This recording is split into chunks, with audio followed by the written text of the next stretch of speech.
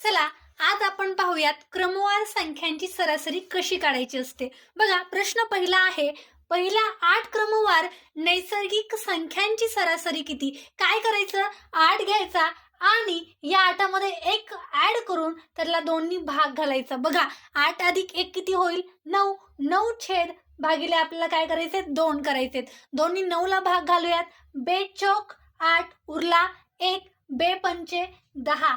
म्हणजे पहिल्या 8 क्रमवार नैसर्गिक संख्यांची सरासरी किती आहे, तर 4.5 आहे। हे लक्षात कसं ठेवायचं, जेवढा काही क्रमवार संख्या विचारल्या जातील ते n प्लस त्यामध्ये 1 करा आणि भागिले 2 आपल्याला करायचं असतं। ठीक आहे, आता बघूयात की पहिल्या 42 क्रमवार समसंख्यांची सरासरी कशी काढायची असते। बघा 42 क्रमवार संख्या दिलेल्या आहेत, तर काय करायचे आपल्याला, तर या 42 मध्ये 1 ऍड करा, मिळणारे 43 आणि 43 काय असणार आहेत, तर समसंख्यांची पहिल्या 42 समसंख्यांची सरासरी असणार आहे। हे लक्षात कसं ठेवायचं, दिलेल्या संख्यांना क्रमवार संख्यामध्ये काय करा, 1 ऍड करा, तुम्हाला समसंख्यांची सरासरी मिळून जाईल। आता काय करायचे आपल्याला, पहिला 100 क्रमवार विषम संख्यांची सरासरी काढायची आहे। काय असणार आहे ती, पहिला क्रमवार 100 विषम संख्यांची सरासरी ही 100च असणार आहे। लक्षात कसं ठेवायचं आहे, जे काही क्रमवार विषम संख्या येतील तो नंबरच त्याची सरासरी असणार आहे।